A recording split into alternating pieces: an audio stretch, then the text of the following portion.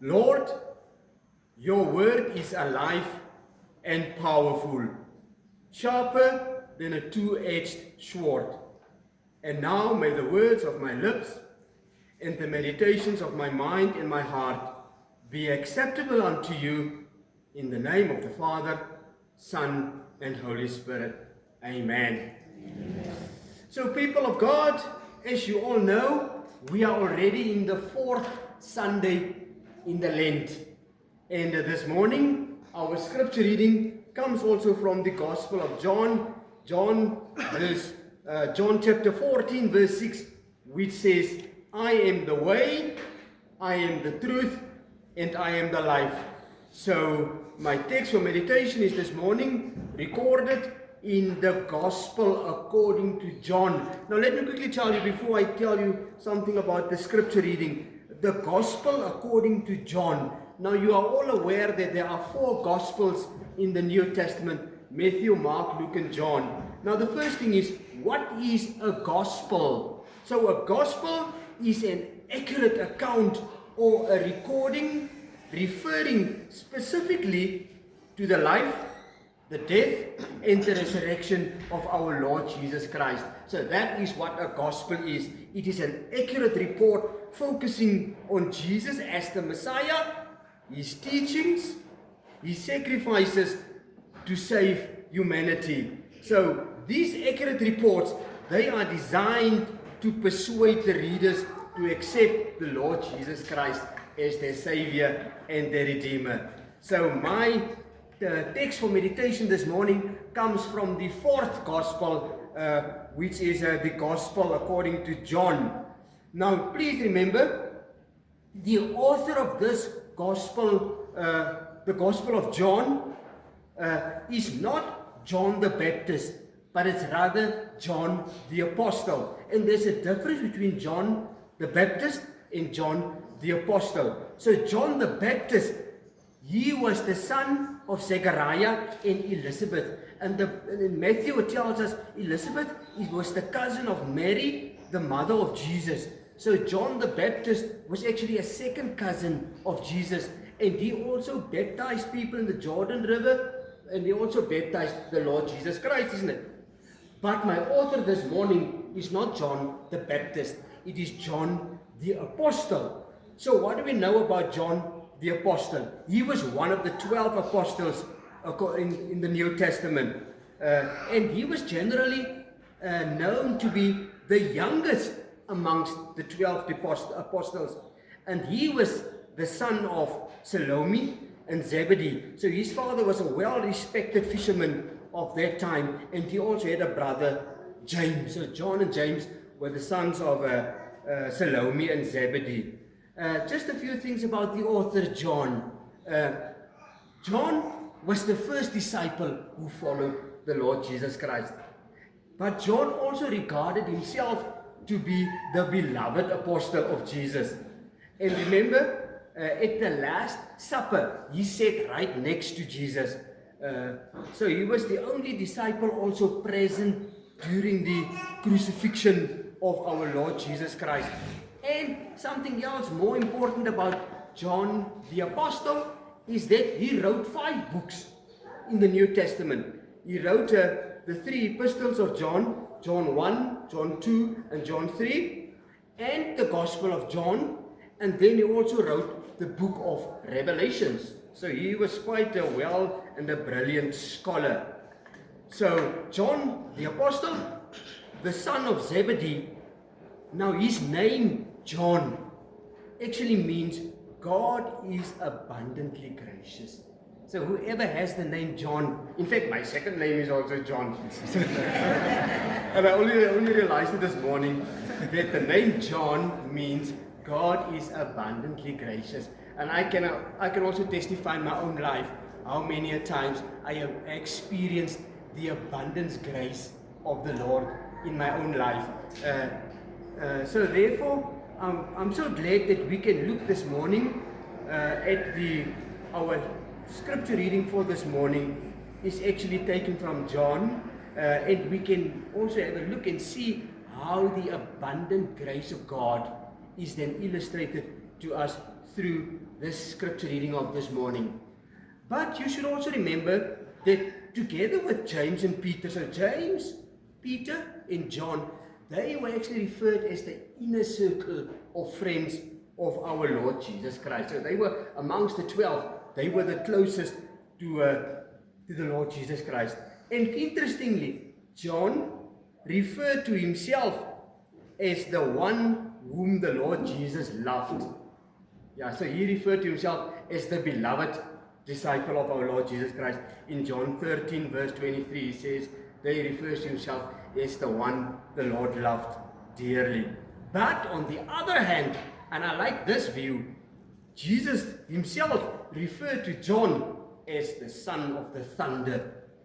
So that actually means John was a very turbulent and a very difficult person if the Lord referred to him as the son of the thunder. So maybe during the time they walked together, the Lord became to know that John was quite a difficult person to deal with. But even though John was so difficult and such a turbulent person to deal with, at the cross of Calvary, Jesus entrusted his mother to John's care with the words on the cross, "Son, there is your mother. Woman, there is your son." So John considered it very special to write 22 chapters in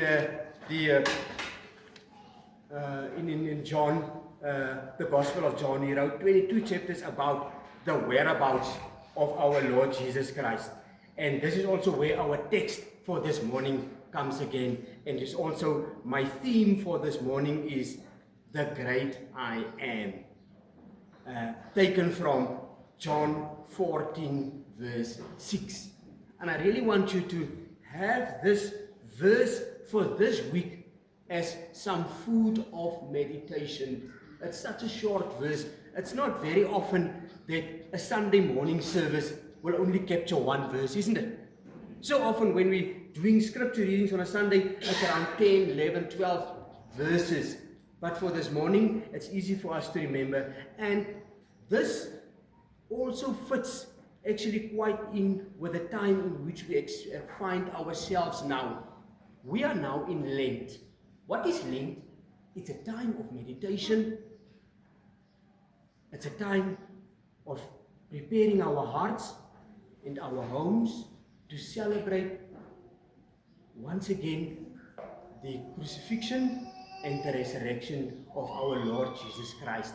And what happened in this John 14 verse 6, who is speaking here? It's the Lord Jesus himself. Who did he talk to when he said, "I am the way, I am the truth, and I am the life"? He spoke to the Jews. When did he speak this? This was during his last 2-3 weeks of his life on earth. Just like where we are also now, we're just about 2-3 weeks away from commemorating once again the death of our Lord Jesus Christ. So the disciples was just about in this same time, it was also lent to them in the Jewish traditions, preparing themselves for the Passover. So he was speaking to the Jews. But the question is, who were these Jews he was speaking to? They were people like me and you. So this morning, we can take this as the Lord Jesus speaking directly to us, because we are also like the Jews. A few things about the Jews he spoke to. They were good church goers like me and you. They were also every Sunday in the synagogue. But they justified themselves with certain good habits. Who wanted to do good deeds to save their own souls. But yet their hearts were far from the Lord, even though they were church goers. They have never received true salvation and redemption of their sin. They have not yet recognized the Lord Jesus as the true Son of the living God. So it means they never repented, they were never converted. But John, through the grace of God, abundantly challenged these Jews and recorded for us this scripture reading where Jesus told the Jews, listen, if you ever doubt in who I am the way, I am the truth, and I am the life. And this is also my theme for this morning, the great I am, as taken from John 14 with verse 6. Now the question is, what was the purpose of this statement? Why did Jesus consider it so important to make this very important, critical declaration in the lives of the Jews? Firstly, primarily, the purpose of his conversation was to convince the Jews that he was truly the Son of God, who dwelt amongst them for almost 33 years, and they still doubted. To convince the Jews that he was indeed God's chosen Son, and that he is truly the only way to God and the way for everlasting life. But remember, this quote, I am, is as old as the mountains. In Exodus, when Moses had a conversation with God, God told him, go to the Pharaohs and tell them to release and to free my people. Then Moses challenged God and asked God, but Heavenly Father, great God, great Yahweh, if Pharaoh asks me, who sent me to you? Then God responded and told Moses, go and tell Pharaoh, I am sent you to them. And today, so go to Pharaoh and tell them, the I am sent you to them. The I am told you, you should tell them to release my people. And after ages, after approximately 400 years, Jesus himself came again and made again the statement, I am, I am, I am. I am the way, I am the truth, I am the life. And here he makes one of the most significant declarations about his identity. Do you agree with me? Here he makes one of the most significant declarations about who he was. So, in short, I am the way. In this context, you should remember that was just about a few days or a few weeks before he was captured by the Romans to be taken to Calvary. He comforted his disciples, saying, he is the only way to follow. He is the bridge. He is the mediator for our sin. And that's the only way we should ever be able to cross with God. So there he tells them, by telling them, I am the way. You must remember, during that time of his death, in many religions, the way was seen as a set of rules, rituals, and philosophies that you must follow to be able to meet God. And there Jesus comes and tells them, there he came and he told them, I am the way, irrespective of what rules, what rituals, what philosophies you have ever heard to be able to get to God. I am that way. So repent unto me and you will follow, you will get to the Lord. So it tells us about exclusivity. By saying, I am the way, he excludes all other options. That he is the only way to the Lord. No one comes to the Father except through me. And I think this was one of the most significant declarations he could have ever made there to the Jewish people. Further on, he tells them, I am the truth. And here it tells us also it is the end of the search for you disciples. The truth wasn't a set of rules or philosophies, it is a person. The truth is not a set of rules or a set of commandments to obey to get to heavens.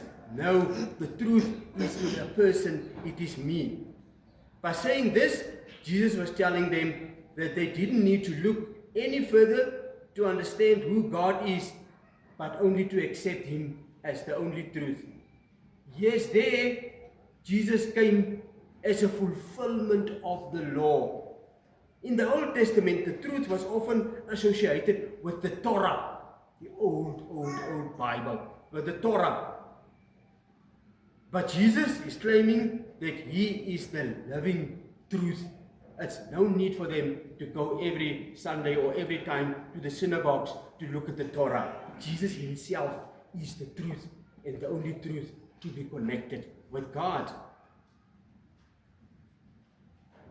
Further on, if He tells them, I am the life. In the Gospel of John, life here is not just referring or not talking about breathing, but about being in a relationship with God. So life is not about, so Jesus tells them there, I am the life. It means I do not only give you air to breathe, but to have life is to be in a real relationship with the Lord. So He is the only one who can reverse spiritual death and give you real life. That's what it means. So Jesus tells them, I am the only one who can reverse spiritual death and give you real life in God. And that is who He was. John 11 verse 25 says, the one who believes in me will live even though they died. What a powerful declaration to remind us to think about during this time of Lent. John 11 verse 25, which says, the one who believes in me will live even though they died. So we can have abundant life. So you must remember, Jesus tells them there, I did not just come so that you can go one day to heaven, but so that you can have a meaningful life now already. Isn't it? There Jesus tells them, my coming is not about your going to heaven. My coming, I am the life. I want to give you a meaningful life now on earth already. Your meaningful life can start now already. A life in abundance. By saying the I am, Jesus also names Himself as God, who said in the Old Testament, I am Yahweh. I am who I am. So if Jesus also claims there that He is actually saying that the same life-giving power of God is also in Him, and He can also give the same life which God the Father gave. So in conclusion, what are we taking home with us this morning from this powerful verse, a powerful declaration of our Lord Jesus Christ? In conclusion, I am the way. That means I can be the connection between you and my Father. Are you lost this morning? Are you lonely? Are you without direction in your life? Jesus said, come to me, all who needs direction. My way is not a set of rules or commandments, but a personal relationship with me. But He also tells us He is the truth. Are you confused this morning? Not sure about what to believe and what not? Remember, the word also tells us the devil is the father of all lies, aiming to mislead believers. In the Old Testament, the Torah was the truth, but now Jesus Himself replaces for us the Torah. Let's follow Him and believe in Him, because He is the truth and the only truth.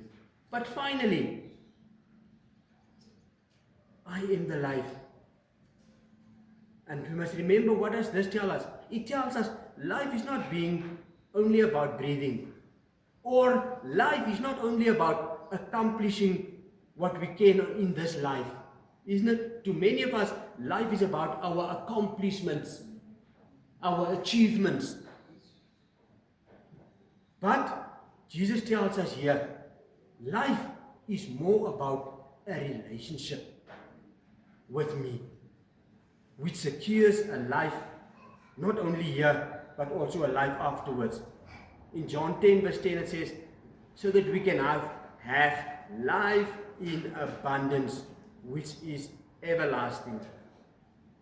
And I really want to encourage and I want to challenge everyone this morning, during this week of Lent, if we're going now into the 5th week of Lent, let's remember that Jesus says, I am the life. So please, for this week, let us focus on, ask ourselves, what creates me satisfaction in life? What is it what I am living for? What life do I want? Do I chase? What achievements do I chase? What is life to me? What does life mean to me? Because Jesus says, I am the life. And I really want to encourage you and I want to challenge you in this week. If you should remember everything I ever told you this morning, ask yourself, what is my life all about here? What do I live for? What makes me happy in life? What is my worth? What is my purpose of my life here? Besides all my accomplishments, I should also have a life which is acceptable unto the Lord. So by calling himself, I am, in conclusion, Jesus uses the name of God, Yahweh. I am who I am, saying he is God himself, the true Trinity, God the Father, God the Son, and God the Holy Spirit. Amen. Amen. Let us be quiet in a moment of prayer.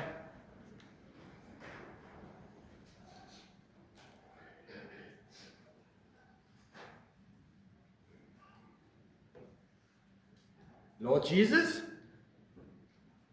thank you that we were able to gather here today, gather together to worship you. We want to thank you for the gift of the Holy Spirit which guided us. Please fill us with the Spirit during the week ahead, so that we may bear fruit full of joy, grace, peace, and harmony, because of your presence within our lives. May your Spirit's power produce fruit within our lives. And as we embark this morning from this place on a week ahead, grant us your divine guidance and direction. Fill us with your Holy Spirit, that we may walk in obedience to your will and be a shining light in the world around us. Heavenly Father, equip us with courage, compassion, and discernment as we encounter challenges and trials in the week that lie ahead. Father, we bring before you the needs and the burdens that weigh heavily upon our hearts. We lift up those who are suffering both physically, emotionally, and spiritually, asking for your healing touch and comfort upon them. May your peace, which surpasses all understanding, guard their hearts and minds in Jesus Christ. Heavenly Father, as we conclude the Sunday morning worship service, we surrender ourselves afresh to your divine purpose. May the Sunday be a catalyst of transformation in our lives, renewing our commitment to live in accordance with your teachings. Fill us with your love, that we may extend grace, forgiveness, and compassion to those we encounter. In the name of Jesus we pray this all. Amen.